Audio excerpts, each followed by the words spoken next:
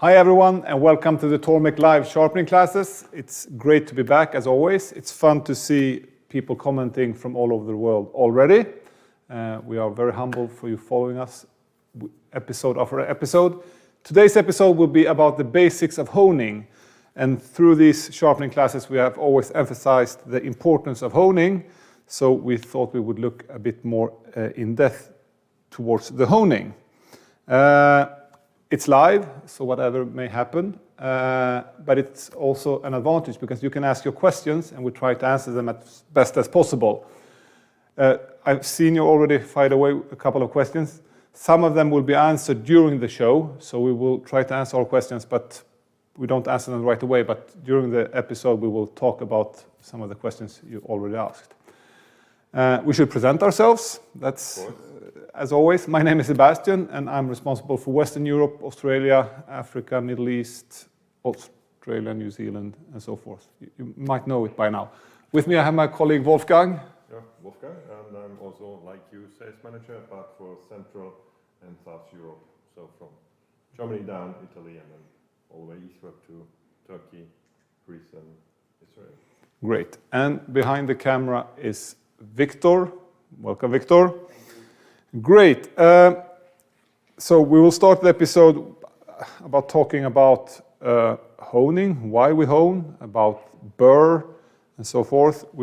And towards the end of the episode, we will go more into detail of honing particular tools like knives, chisels, and yeah. We could start by, we have two different honing wheels. We have the leather honing wheel and the composite honing wheel. Could you just tell us some difference? Yeah. I think we will always address one of the question. If the sound is on? No sound on? As I said, it's live. Everything can happen. Yeah, you know, it's maybe. Can I see if it's mute? No, it's not mute. No. It's on. Yes, I can. That's live. Everything is on. Do you hear me? Is something, speakers going up? Yes, on the screen, I see. Yeah, okay, perfect. Great. Good. That's live. The two different, the two different honing wheels. Yeah, and I think we had already a question. I think we'll get the answer directly on it. I will talk about the leather wheel and the composite honing wheel, as we said. The difference between both is they do more or less the same. In the basics, it do the same, but when you go in the finer detail, we can have a little bit more advantage on the leather, or maybe just a quick touch up on the composite wheel. And here is the composite wheel, as I said. There's the honing compound included in the rubber. And here we have to apply it, so the leather is just the bearing material. This is the difference. Here, yep, we have some. Well, yeah, we have some technical issues. Please hang on and we'll be back in just an instant, hopefully.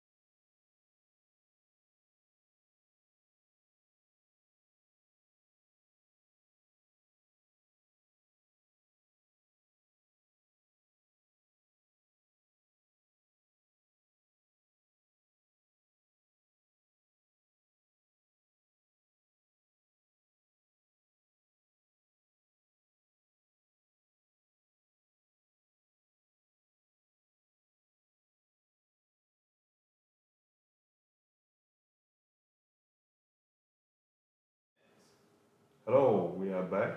Hopefully you hear me. Can you just give a short comment if everything is okay? Yes, do you hear Wolfgang? Or is it only me that you hear? Still doesn't work. Still low, Wolfie. Should we, then I will try not to undress here, but I will take out my microphone and we will use this.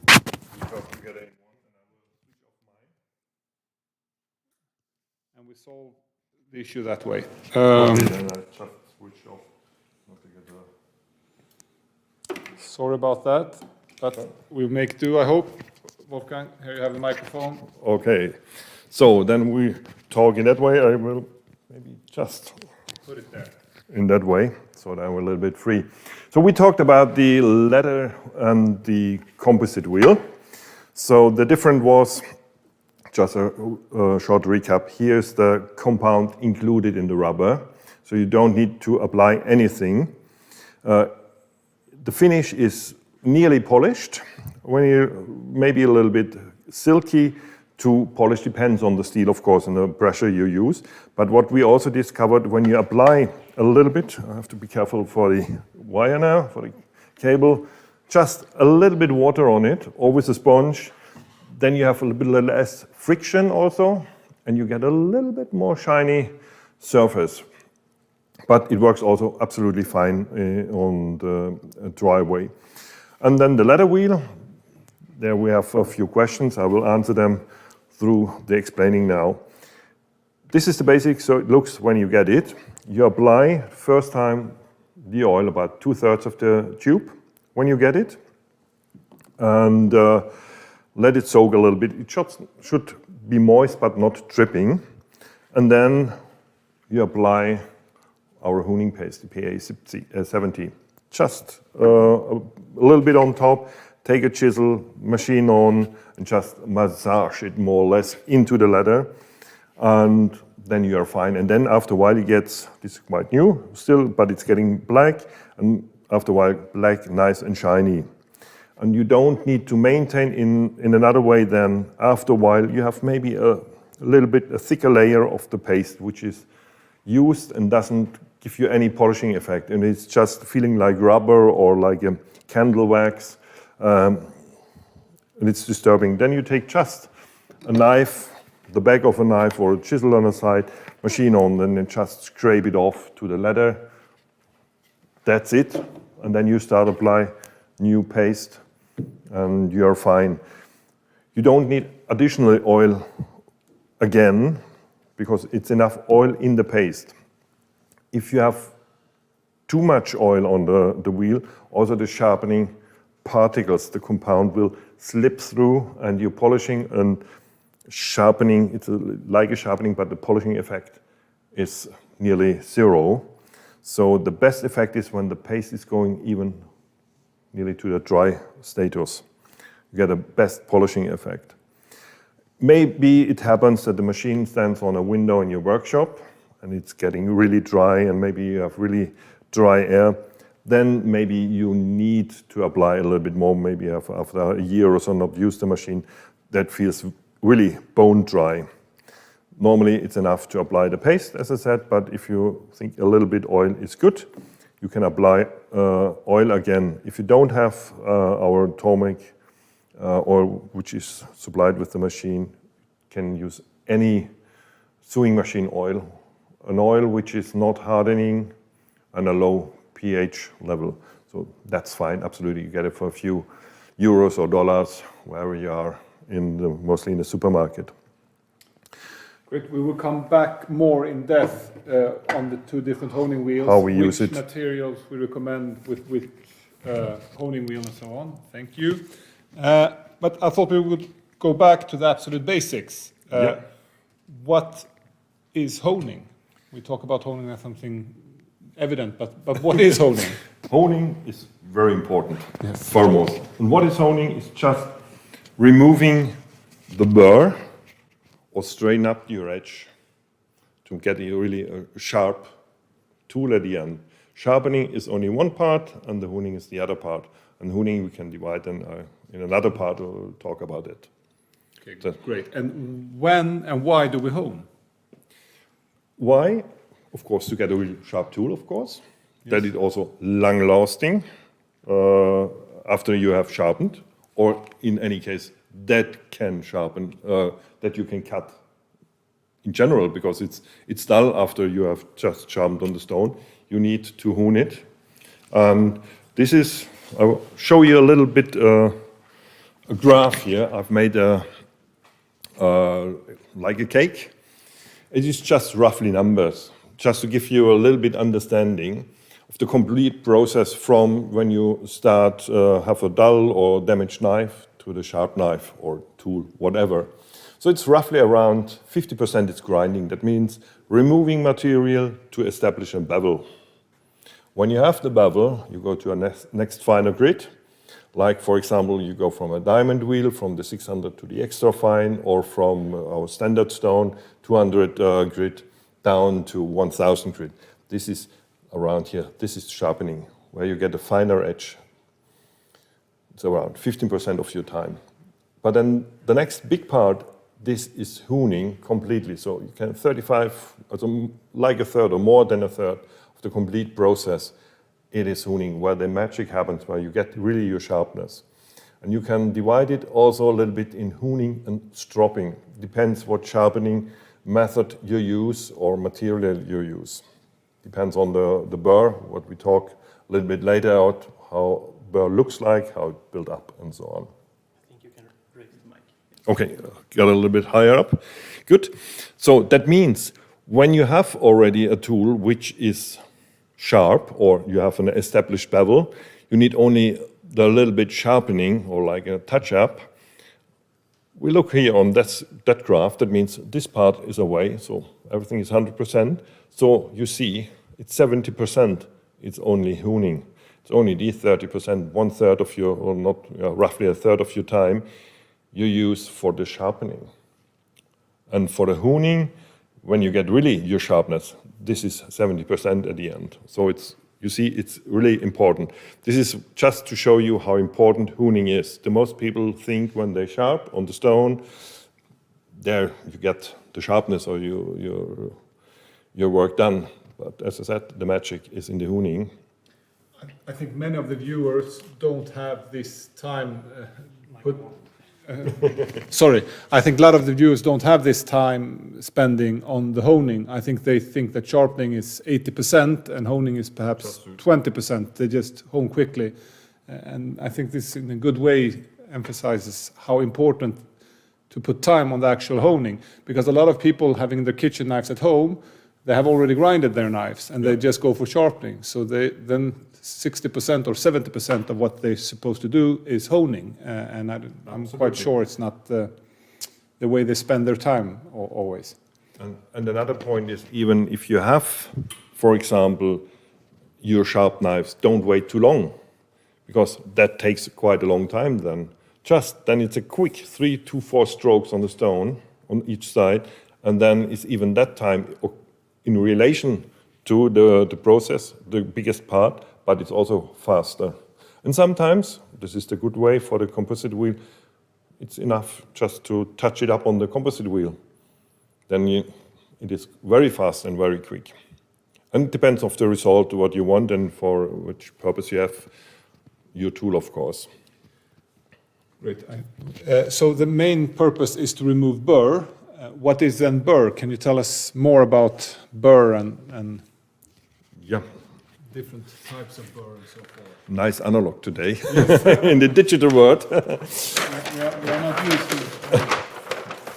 So I think you will understand what this means. It is just a knife blade cut through, and this is the bevel on each side, and this is the edge. I go just on the other side for Victor for the light. So what happens when we grind or sharpen? To grind is just to establish the bevel. When we sharpen and grind, and even when we hone, we remove material from here all the way up here. And what we build up, it is a little like it's rolling over all the way. The next stroke we go, another one on top. The next stroke, another layer and another layer. So it's a little bit bigger, of course, in the picture, but the main thing that you understand, we remove material because the crystals or the material in the stones or even the honing paste is pushing material up here. And now the very tricky part here of the burr, it's the bottom here. This is the so-called root of the burr. And then this is the burr in different layers. And it's getting thinner and finer, so it's easier to remove. But the tricky and hard point is this, and this is what the most people, when they hone, they feel, it's gone, and they start cutting and they're not happy with the result because it's not as sharp as they expect. And also here, we can say here, when we hone and start honing, we take the same side when we have a finished sharpening because we go on both sides. So it goes maybe on that side, but the last is on that side. We prefer a last stroke on that side, on the stone, just to remove the most of it here. But it's still the little, this is the hardest point of the burr. It's quite on the edge and a little on top. And then we start polishing or honing it from the back side. Make it thinner and finer, and then still on that side we have to work quite, very precise to get a really good edge. This is the burr and the parts of the burr. This is what we are talking today. The burr also, it can differ how it looks depending on what material you sharpen on. And we have a couple of pictures, I think, that you could show perhaps. Also digital on the other side, not analog. So we have to remove the paper again. I hope you can see it here. Victor with the camera. I just want to explain. So all the pictures in the same magnification. You see between the lines here, it's 0.5 millimeter, a half a millimeter. And this is, you see the edge and sharpened in that way. You see the material nicely, how it's scraped in that way. And this is made just to see the differences. It's made on a bench grinder with 220 grit. It's really distinct, big burr, and these are regularly quite hard. I will come back later to this too. Then we change to a CBN wheel. It's also half a millimeter. You see, it's a little bit finer, a little bit thinner, but it's still quite big burr with 180 degree grit. And then we have the Tormek Blackstone. It's a 220 grit. It's silicone based. The same edge, you see, much finer burr. It's also much more straight. And this is what we are achieving or aiming also to. It's as close, as straight as possible to get a perfect apex, because this is the long-lasting edge and the sharp edge. When you go over, we use the Tormek, the DWF with a 600 grit diamond wheel. You see also very fine, but a lot of more burr compared to the Blackstone. And this is a reason why the super abrasives, CBN and diamond, they have a quite distinct burr, which is a little bit harder also because the material, it's really scraped all the way forward. It's a plastic deformation of the material. And then we go further to our aluminum oxide. It's also our standard SG sharpening stone with a 220 grit, and then roughened with our stone grader with the rough side. And then you see it's quite deep also here, but it removes more of the burr. It doesn't have that much burr. But compared, it's a little bit, the end line is a little bit more like a mountain range, but less burr compared to the diamond or the super abrasives in general. Then we have used the stone grader on the fine side. We prepared the stone surface to 1000 grit, And then you see also much finer, therefore also darker because it's reflecting in the picture, finer, and still you have the mountain range here, and then some burrs here, or in general you have always a burr, but it's much finer. And then we go the next step. We have then honed also, so the same blade to 1000 grit and then honed. You see everything is removed, but we have still a little bit up and down the valley, but it's quite good here. Then we went over to the Japanese waterstone with a 4000 grit. Then you see here it's much finer here. This is a polished surface, if you think, but you still see in that magnifying still the small traces of the stone. And then you get a much more distinct fine line. And the the little white line here in the front, it is so-called feather burr. And this we have also to remove. So just to give you an idea how burr looks like, how it's built up, what you have to work. With that said, for the wood turners, they use often our BGM 100 on the bench grinder. You see what you have really produce an extreme burr. And this is also feeling that the burn in the wood through the speed is cutting fine, but the edge is very fast dull because it's breaking out. And we want the perfect line because they don't even take off the burr. You have the line underneath here. And this will crack off the tips and then makes your tool quite fast dull. So the aim is to achieve a perfect straight line. And this is what gives really the sharpness. And the sharpness, what we always talk about is the long-lasting sharpness, not just for 1-2 cuts sharp, but it should last, of course, long sharp. And this depends on the angle and the material. So you have rough for the knives and kitchen knives and outdoors knives, some angle recommendations, but these are only recommendations because depending on the material, there's only one perfect angle. So this you have to try for your task. You will see and feel if it's sharp or not.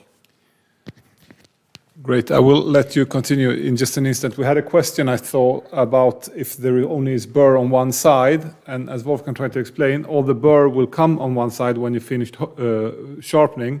But then when you hone, you will be pushing the burr back and forth and like massaging it off slowly. So the burr will always be on the opposite side where you last honed until you removed it. Absolutely. Also depending on the material, of Yes. course. Sometimes it's very going over, forth and backwards. And sometimes it's going off quite quick on one side. It depends on the material. I think it was quite good, the illustration here that you saw that the burr could become very different. And we talked about our 2 different honing wheels before. Could you perhaps elaborate a bit about which honing wheel it's the best depending on which type of burr you get? Of course. So you can use, of course, the leather wheel if you don't have the composite wheel for all the tasks. But as you see, you will a little bit longer hone, and it's vital to use a little bit more time on the CBN. If you do it on a bench grinder, even a slow bench grinder, slow going, or even on the Blackstone or on the rough, you need a little bit longer. When you use our composite wheel, it's a little bit more abrasive.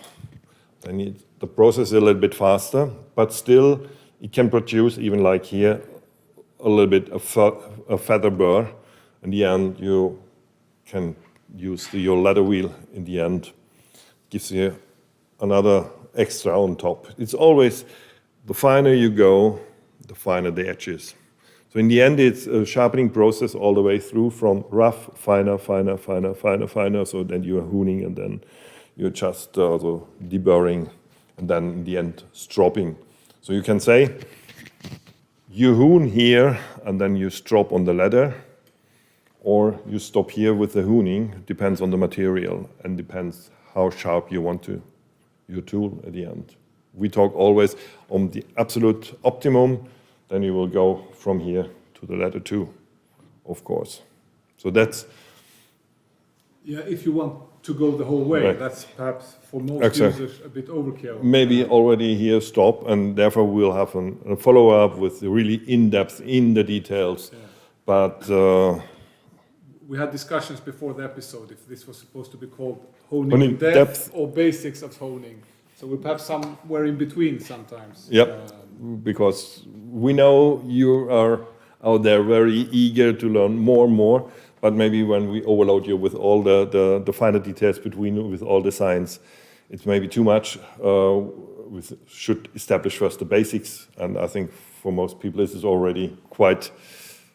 And a good basic is that with the pie chart you showed before, as we say, put time and effort in honing is already a good start.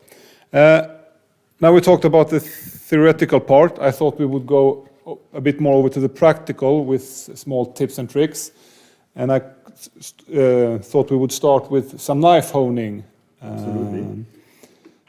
Perhaps you could show, you can talk, we generally recommend freehand honing with knives.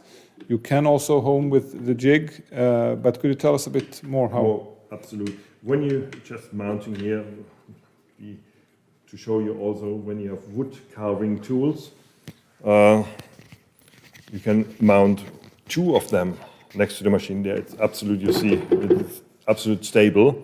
So because we have the standard 3 millimeters and 60 degrees, and then we have 2 millimeters and 45 degrees. So we have for finer tools different shapes, so you can use both at the same time. You don't have to exchange. This just to show you that is also possible to extend the machine on that side. Yeah, we go to a knife. If you have long knives and big knives, you can use, of course, also the US 430 if needed. Small knives is not a problem, but bigger knife is a little bit a bigger problem to hone, because you will touch here with the stone. You need also, of course. I think we can do like this. Or put it in here, Yeah, yes. so you're happy Today with it's both everything a little bit Yeah, we do it. technical, but the information is important. Yes. So you can do it, of course, with a jig. And the jig, of course, gives you a more precise touch on the leather, especially the composite wheel, to get the right angle. That you don't overdo it, because if you overdo it, you make it round again and you start from the beginning. Or if it's too little, you don't touch all the way forward to the edge, and you don't get really rid of the burr. So then you will say, it's not really sharp when you try on your hairs or on paper or cut whatever you want. So it is possible for smaller knives, but bigger knives, the stone is in the way. What you can do, and this is also what we always emphasize when you take off the stone. When you buy the machine, there is a small white plastic sleeve. Yeah. Just replace it again, because this keeps your main shaft on place, otherwise it will move outwards. I give you just a stone. So then you're completely free here. You can absolutely hone. Of course, you need to find the right angle. This is the same way.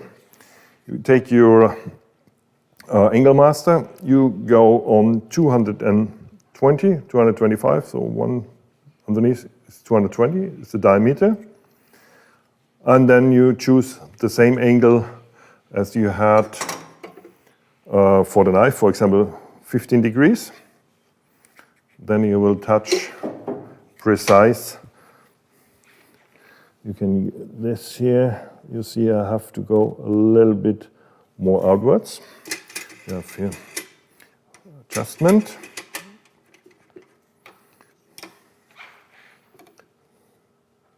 A little bit more. You see, you can turn quite a lot for get the right tiny little bit, so that you just get rid of. It was a little bit too much. So, to get the right angle. Perfect. You fix it. And then you have on the same bevel, and then just you can go, oops, there was a little bit too. This is the tricky part, the tip, and this is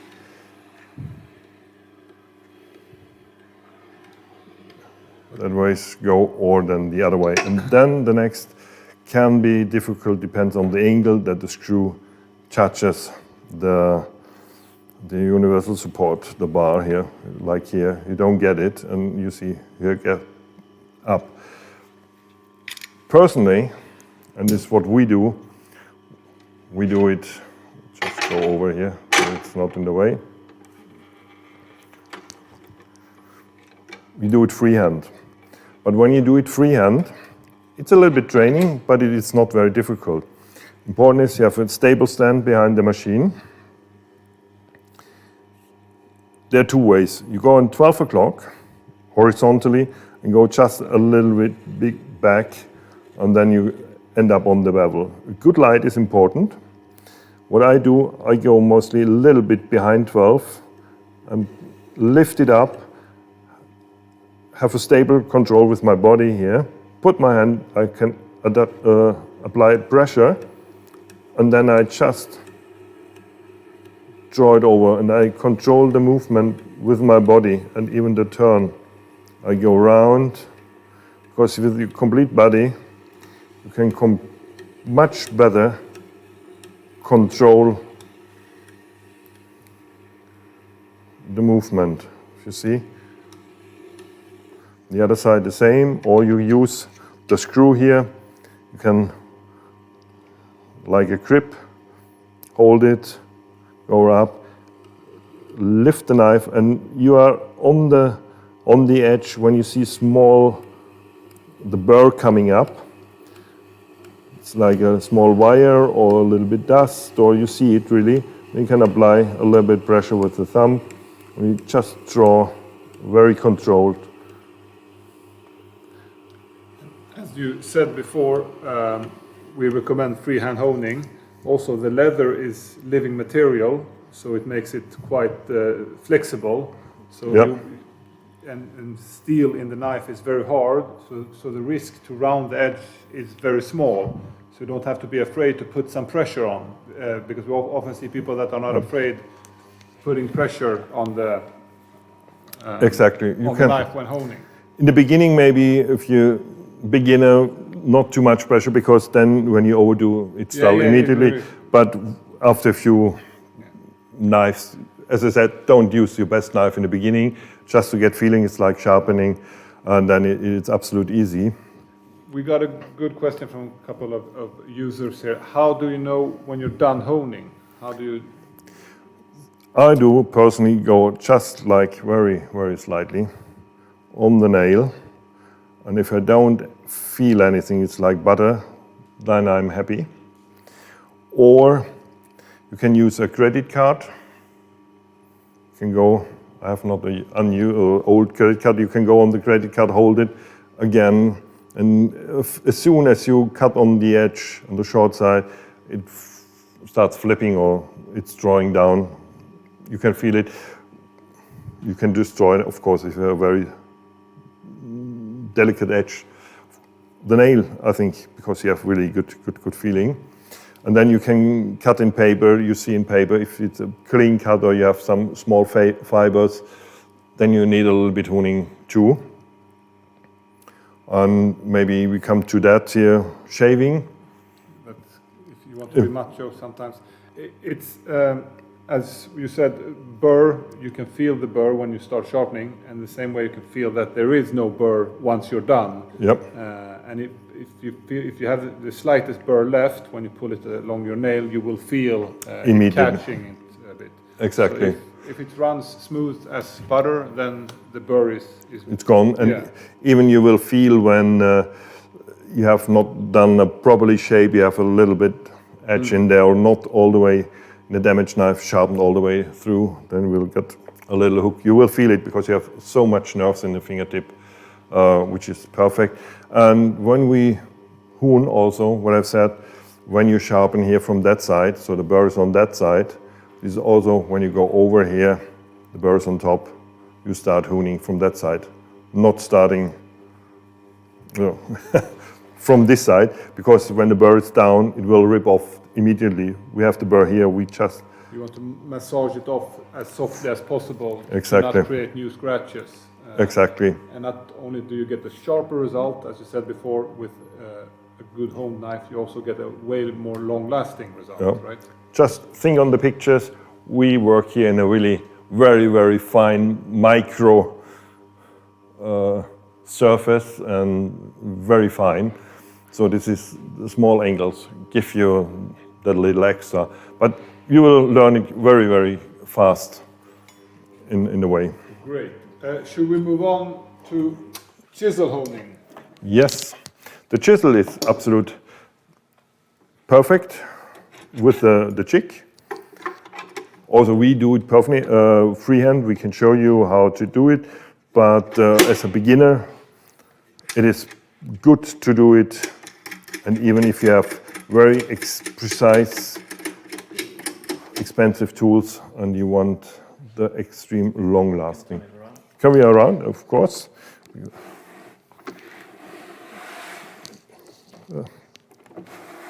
This way. So, just place in the horizontal base. We hoon always from the horizontal base. And here the same thing. You can 25 degrees, which is the chisel. Here 220 again. And then we just need to go much closer, of course. Open here. And here also a little bit deep. Start from the inside of the machine. Just go a little bit closer so that the edge is not touching the ladder. So from this side, just show you that the camera see it. Go from the inside out, because it's much easier to control. You see how much I turn to get just... I have to look a little bit from the side, otherwise Victor doesn't see it with the camera. I think it is quite good now. But it is in that way you find exact the bevel. And then just blocking, starting the machine, and then you can nicely hoon. Absolute perfect. This is the way how it works. Here on the T4, it's exactly the same. What we do, mostly freehand. This is also a little bit the training. I start always 12 o'clock on the mirror side. Just not touching the edge. Not touching the edge. It's just the mirror side a little bit to get this nicely polished, because this is your future edge. Therefore, it's the mirror side. You should mirror yourself in there, because every scratch inside here, it's like a scratch in here. When you look from the front side like this, you will have a zigzag edge, not a perfect edge. So this is very important that all the scratches are out here. And then I start, because the burr, when we sharpen it, so on this side, on top. So therefore I don't throw it off, then I will rip it off. So I go always here from that side again, 12 o'clock horizontally, standing stable behind the machine. And then I you hear also how it scrapes is the heel. And then I go just down with my body, and you hear how it's getting quieter, and now the sound is gone. And then I'm also with the top, I see then the small parts coming up, then it is. Now what is coming up, you see here, this is because the ladder is quite new. You will have this in the beginning when it's then completely nice and shiny. You don't have all the small particles. So if you wander, and then you're on it, and then you can just nicely moving. And this is also feeling like you surf, because you have nearly no friction. And then it's getting thinner and thinner. And then when I feel, okay, it's nearly done, I go from this side again, horizontal, 12 o'clock, and then stop at 12 o'clock. Because when I go further, you hear, and what you do, you make a tiny, thin, new face on it, and it's getting more and more. Then what you do is rounding off the tip like this and coming up here. It is still sharp, but you want to cut really when you have on the wood, exactly on the horizontal, you want to cut not a quarter or half a millimeter higher. So therefore, don't lift up or don't go too far down. Just horizontally, you feel it a little bit, dry, perfect.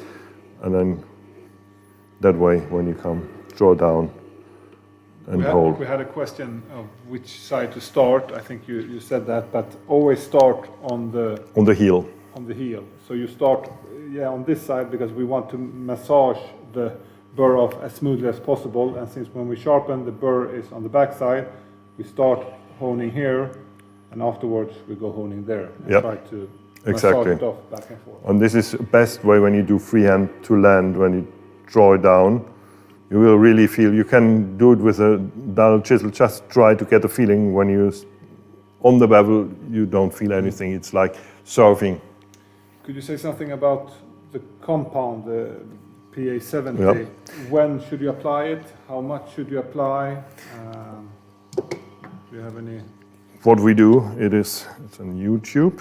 So I do a little bit my fun. Maybe those who saw me outside there, just stop the machine, turn around to Victor to show. When I'm there in the morning, in beginning, 9 o'clock, I start here. In the afternoon, I do it from the other side, 3 o'clock. So that's my joke. That's a bad joke if no one but at the end is really don't use too much. Just I apply here, so just a little bit pressing on the tube, and when it comes up a little bit so that it's on there. And you see, it's not very much, but when you use the tool, I can show you when you take them from the other side.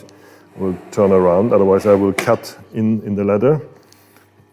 Just, you see, you get it in there when you have already all over the tool, or when you go down, and then you feel it here. You see, touching perfectly the bevel. Then you have nothing down here, doesn't trip down. The most people use too much. Of course, we like to sell it, but too much gives you nothing. And it doesn't create any friction, and you need friction to remove the burr as well. So if it runs too smooth, then you won't remove the burr. So exactly. So not too much paste. Better apply a few more times, but as much, because you have it only on the tool or on your workbench. Of experienced sharpeners, they sometimes apply the paste like half an hour before and let it sunk into the leather, and then you use it afterwards. It's not necessary, but something you can try. Because it's a little bit drier, you get a much better effect. This is what I mean when it gets to the dry, you have the better polishing effect. And this is when you have too much on it. This also you just take this way, just down, and then you get rid of the used dead material, more or less, the waste, which is very broken down particles. And this is therefore it's getting a little bit rough again, but when you put a little bit honing paste on, it's getting finer and finer. If we could have both honing wheels on at the same time, the composite and the leather, that is not possible. You have to remove it, but it's a quick. It's really like just over here. If you don't have this, you have the screw here on the side. So this is just between the screw. You take it off and replace it. And the important is that it clicked in the 3 holes. That's it. Because if you have it beside, if you have a knife, you will always touch that surface and the other surface at the same time. So, No, it's not possible. Exactly. yeah. Great. Should we talk about wood carving tools and gouges and so on? Because there we also have the profile leather honing wheel. Yeah.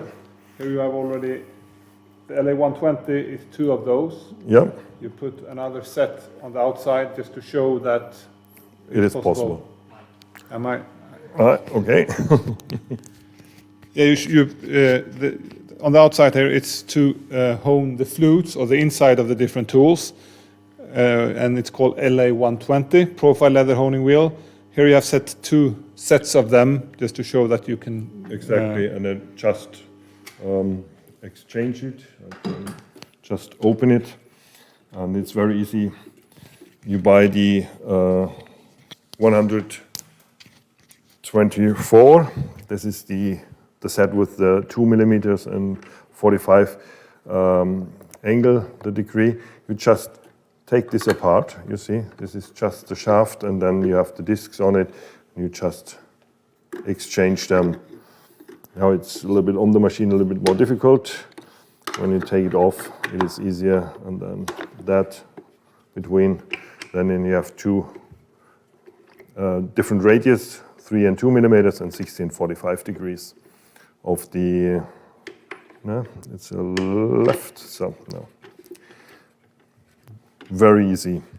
And just be careful, you have a little bit washer here to place the washer first, because sometimes people don't know where to put it, on the inside or to the screw. So it should be next to the bigger disc, because as you see here, the shape is not round, so that you don't press in the plastic, so you have a much better surface to clamp it together.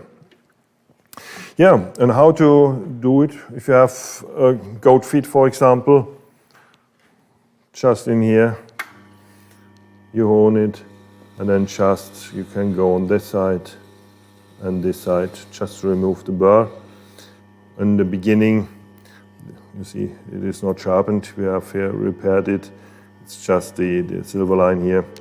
But before I start here, the first thing, again, the burr is on the inside.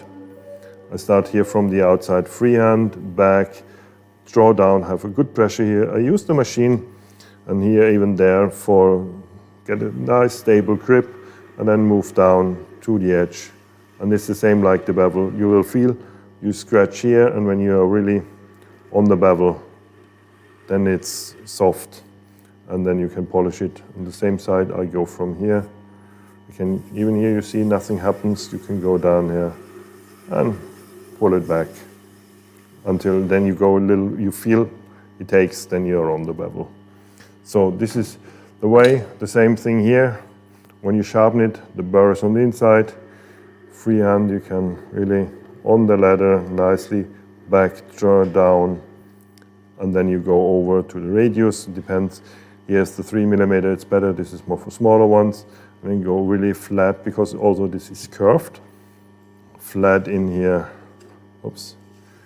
And then you can take the burr from the inside also, polish it. The inside is the same. The polished inside gives you this is the future edge. It's exactly like the chisel. It's just another shape. So the inside is important to have the nice, shiny, and nice and straight. Perhaps a wood turning out could be interesting. Yeah, exactly. For the wood turning out, you don't need to polish all the shape. Then you will need the TTS 100, the same recipe you have here when you sharpen. Use the hole A. It's the same, doesn't depend on the diameter. It goes totally automatically. And both wheels are on the leather wheel. And then what you can do, because you don't need to polish the complete face here, it is important maybe the first 2 millimeters or so. Then you can go also a little bit out, a little bit more, so that still the top wheel is on the wheel and the bottom wheel is slightly off. then you can block, of course. We have careful with the cable.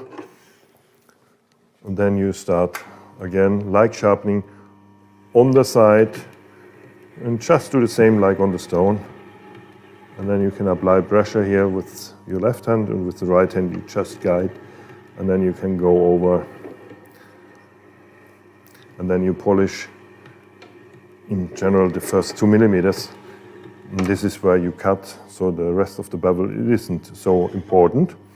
And if you have done it, then you have the burr still on the inside. And this is the same thing. The flute inside here, it's important to be polished. This is what I do.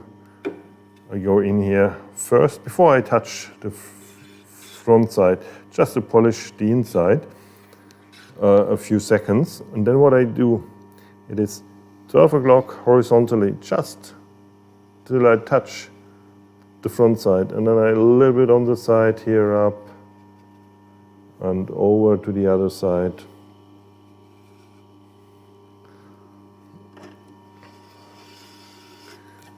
Just to remove the burr from the inside, and then when you feel it, it's still a little bit burr there. Sometimes it's also wood and resin, because it's burning in there, it's really like baking in there, and it's good to get rid of it too, because all this gives you a much finer edge. And it's again the same thing. The finer the edge, the perfect, the line is, the long-lasting, the longer you can cut, and it holds the sharpness much longer. So this is really the importance, because if a little bit burr is left, you will break it off, or you have your little mountain range left, then tips will break off and your tool is dull. Great. I will attack you and steal your microphone. We have had a lot of questions, so I thought we would. Thank you very much, Wolfgang. If you come closer to me, perhaps we can try to. Just the questions. Together, yes. So Mitch is asking, aside from not needing honing compound, what benefits does the composite honing wheel have over the leather wheel, and how long will it last? Also, the leather wheel will last all your life, as long as you don't use it from the wrong side, because then you will cut in. And as I said, the only maintenance is just scratch off the used material. The paste is like rubber or like waxy, just scrape it off. And the composite wheel, it's difficult to say how long it lasts, but they last quite a while. But of course, you will grind more or less, I would say, grind or sharpen it down, then you will have to replace it after a while. But it holds also quite a while. Great. We'll see here. We have that question, will the composite honing wheel be available in small size as well? We don't have any information about that at the moment, but you never know. You never know. We try to see our users' needs, and we'll take that into account and forward it to the innovation team. What is the best way to? Diamond paste was also a thing, but using diamond paste, honing paste. Yeah, you can use both, but with the diamond paste you have to be careful. You can't mix it up. Then you have to be really like clean, and one diamond paste is mostly too fine or the other too rough. So we'll have maybe 2 or 3 different microns in it, but then you need also 2 or 3 leather wheels, of course, because you have to use only one on each. So don't mix it up, because otherwise you have big kernels and small kernels. Great. There's no need. Which is the best way to hone knives made from super steels? I would say you start when you sharpen on super steels, maybe diamond. Go on the 1200 diamond. It's a silky finish. As we said here, the burr is a little bit harder, a little more distinct. Use the composite wheel, and then maybe you get a little bit feather, and then you nicely polish it, the last touch on the leather. So super steels, of course, they are harder. You need more steps, but the result is also better. So that's When Wolfgang is answering now, you're talking about the ideal way. Yeah. If you sharpen a super steel knife on the regular SG stone and then just go on the leather honing wheel or just on the composite honing wheel, you will still get a good result. takes just longer. Yeah, but it's important to perhaps stress. Now you're talking about if you want to go the extra mile, that is the way to go. They appreciated the pictures of the edges, which is fun. It's a little bit like an eye opener. Then Cutting edge sharpening. It's not too reasonable to compare the Tormek bench grinders since almost no good sharpness use bench grinders. A true comparison would be with the belt grinder to various grits, 1200, 220. So the pictures we showed here was to show off the Tormek system and our different wheels, we could say, and also a bit different. But for example, you can use our BGM 100 on a bench grinder, and therefore we wanted to show you how the edge would look there and also on our different wheels. of course, and you can use on a bench grinder also different grits, also fine. Yeah. But still with a bench grinder or everything is a high speed, you get heat. Yeah. When you will destroy the edge because it's so thin, it goes very fast. And So- belt grinders are not our specialty. It's wet sharpening. Could you hone on the Japanese waterstone and then strop on the leather? Yeah, this is a little bit like honing, what do you say, only on leather or on the composite wheel. Honing can be also on the Japanese stone because you remove all the burr more or less on that because you have a hard surface. But depends on the steel, and the most steels get a feather burr, a very, very fine one. You don't nearly feel it, but then it's good just touch off a little bit on the leather just to remove this is a wire or like a feather burr. It's very, very thin, just to remove it there. Because otherwise, you have the edge, if you think you have a nice little tiny one, it will folding over, and when you cut, you feel it. It's strong, but it's not the perfect. You can cut paper. It's this little foil more or less who doesn't cut. El Kubil is asking, could you explain how to do the leather wheel maintenance? He's asking if you can wash it with neutral soap and then apply oil. It's not necessary. Only scratch off the worst parts and then you're good to go. No need to cleaning or This is quite new, therefore it's a little bit flaky, but normally it's getting really like a rubber wheel, really shiny or matte shiny, black. It's perfect, but you feel it is too much on it, just scrape it off a little bit and then that's it. Great, we keep moving. Chatney is asking, would you please explain the difference between honing and stropping?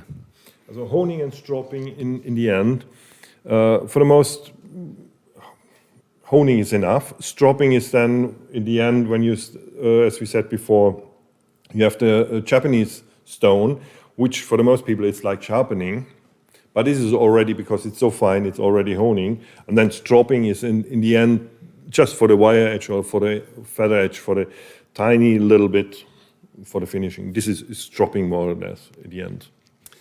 Great. Operation Mickey Mouse, they say it takes a long time to learn the machine. It does fast work, but can destroy tools or blades spending a lot of time.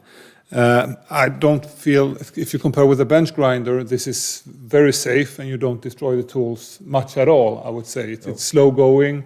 And of course, it can take some time to learn, but when you have all the jigs and you have all the settings, if you just follow the instruction and take time when you set up the tool, then after, I would say very it's fast. fast and easy. And don't wait too long, just as I said before, if you wait too long and it's sharp, then when it's too dull, it takes, of course, longer time to get sharp again. If you feel it's not perfect, sometimes it is okay.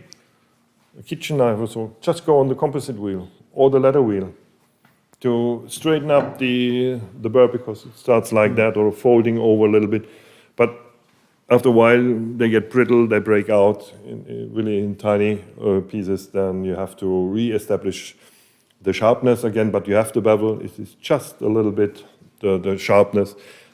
That's fine. The good thing is, because it's slow, you can control it On a bench grinder, it's very fast, and you will make a big damage in a blink of an eye. So it's just and it's gone. And here you can control it much better.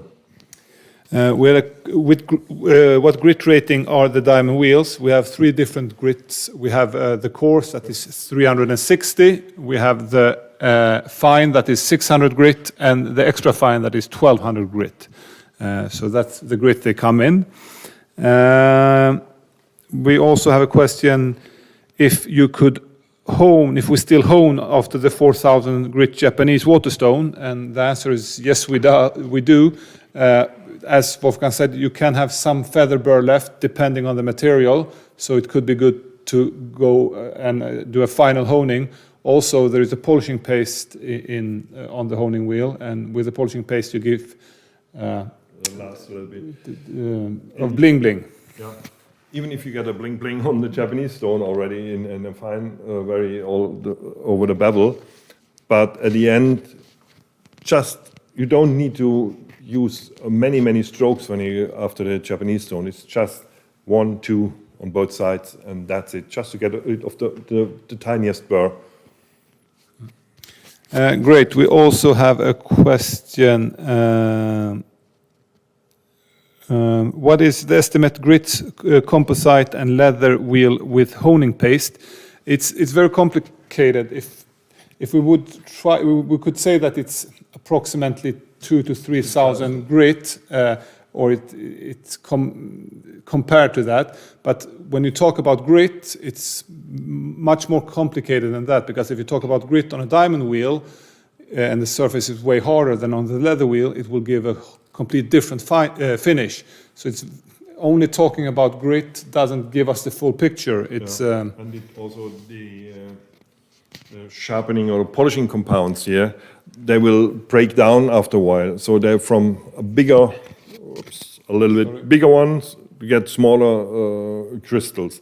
So you will, therefore, I said the used material, when you don't feel anything, doesn't happen anything, just you have to remove the dead and used material. It's the same in the honing, in the composite wheel. When you hone here, it breaks down, you get to a finer powder. It's the same on a sharpening on the stone. You have the 220 grit, but then when you sharpen, you get with the water like a little bit a slurry. The crystals break down, getting finer too. The diamond is different. You have the diamond grit, they are harder, they take and they scrape all the way forward. The other, it's rough. A rough one gets finer and finer and finer. Therefore, it's also the deburr much more distinct. And we talk, for example, also about grit. This is what the most people can relate to, because you have different charts, especially on diamonds. You have mesh and whatever. And then you have the Asian, the American, the European different charts. And then you can't, not this one is equal to that. There is something in between, because when you take our 4,000 Japanese stone and you take a chart, it could be also 8,000. So it's always how you talk about it. And therefore we say, we stay to grit. People can relate when you have, it's like a scale. You have 220, 600, 1200, then you can relate how fine this is compared to that one. So this is why we choose grit also. We could have a full episode discussing the grit and on Never different. ending. No, we have a couple of questions left. We have been quite long, but I will try to wrap this up. We had also a question. Yes, you lost the sleeve that came with the machine. You can do your own. It's just a plastic tube. Take a plastic tube, 12 millimeters diameter we have in there. Should mean not too much, otherwise it will. Yeah. Something like that. So take a 12 millimeters long, like a water pipe. Yeah. 12 millimeters. If you don't hear Wolfgang, we have a sound issue, and then you just saw it, and so it's very easy to do yourself. We also had Carl that came in a bit later. The join that is on the leather honing wheel, when it comes new, there is sometimes a joint there, that will disappear after a while using it. So if you just keep on using it, it will disappear. If you want to make the process even faster, use some sandpaper and just take it off, and you will make it disappear. You see there, you have a more used, and here you barely feel it. So it's just a question of time. Yeah. Great. We should see a little bit more. Yes. I should also mention, before we wrap things up, we have talked about honing. In some applications, honing is not necessary or not possible. For example, with ceramic knives, you don't create the burr, and then honing is not necessary. Sometimes the burr can help us when we, for example, with scissors, you don't want to remove the burr because the burr helps us to catch the material. So there are scrapers as well. Yeah. So there are a couple of tools, but most tools you want the razor sharp result, and then it's a good idea to hone and put time and effort to it. Thank you, Wolfgang, and thank you all the viewers. Sorry for the technical issues. I hope you found it worth looking at as well, and that you heard what we said. We did our best. The technique is not always with us. It sometimes works against us, but we seem to have made an episode. But I would like to say, please put time and effort into honing. As you said, perhaps, yeah, the other side. No, but 30% of your time should go to honing, so it's very important. Don't be afraid to put some pressure on it as well. And not only will you get a sharper result, you will also get a more long-lasting result, so it's worth it. I think that's about it. Yeah. Should we say thank you for today? Exactly, and stay tuned for further episodes. Yes. Deep digging in every of our material what we have. Great. Thank you very much, all you viewers, and until next time. Bye.